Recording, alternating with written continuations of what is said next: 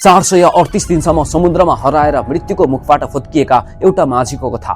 मेक्सिकोको सानो तटीय गाउँ कोस्टा एजुल, यहाँका बासिन्दाको जीवन समुद्रसँग गाँसिएको छ। यही बस्दै 36 वर्षीय जसेल भ्यान्डर एल्भरेङ्गा एक अनुभवी माझी।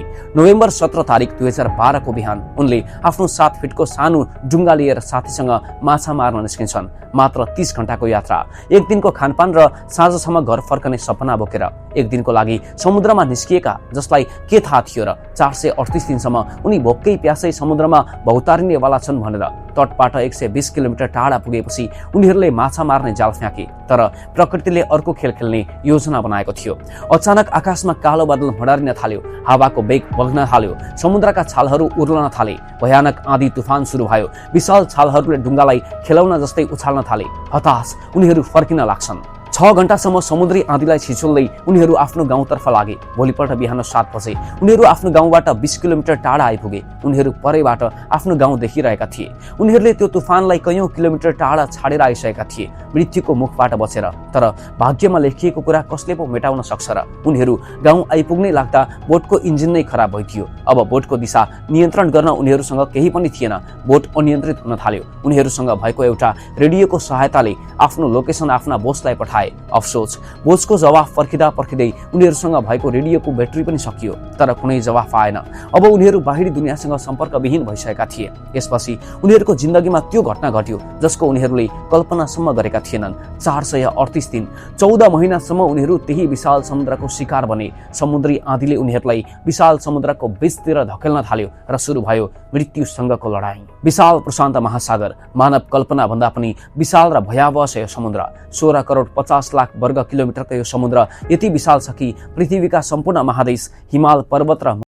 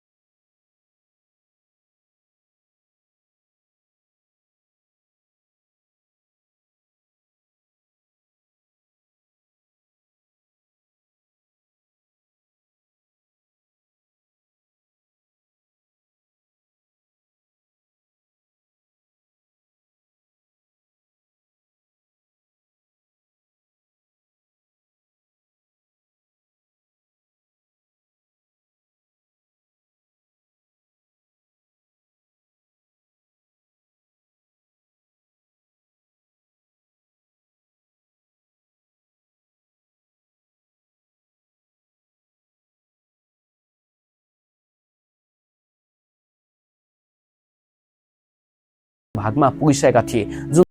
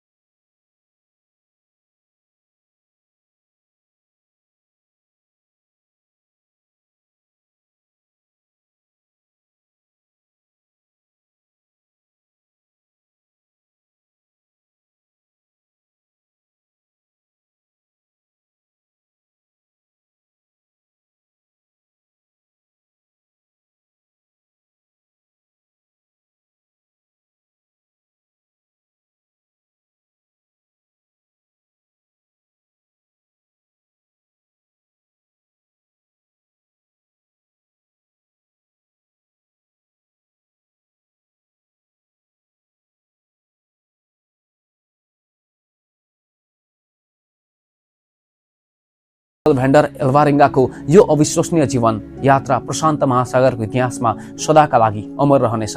यो कथाले हामीलाई सिकाउँछ, जबसम्म मानिसमा बाँच्ने चाहना र साहस जीवित रहन्छ तबसम्म कुनै पनि चुनौती असम्भव छैन। हवस् त, यस्तै सर्भाइभल स्टोरीहरूका लागि ट्रेभल्स टिभी हेर्दै गर्नुहोला। नमस्ते।